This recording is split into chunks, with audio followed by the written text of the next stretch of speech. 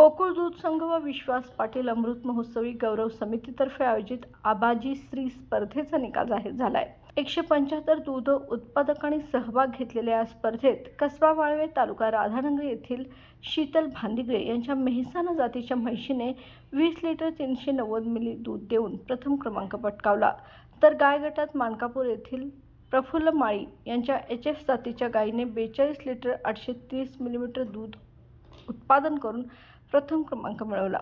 विजेत्यांना 13 एप्रिल रोजी सत्कार सोहळ्यात पारितोषिक देण्यात येणार आहे। बाळ, फ्रीजमधून श्रीखंड काढ ना। आम्ही पूर्वी घरीच बनवायचो श्रीखंड, त्याची चवच वेगळी होती। आता काय सगळं रेडीमेड। आजी, हे श्रीखंड खाऊन बघ। आज तुझ्या आईनं घरीच बनवलं की काय?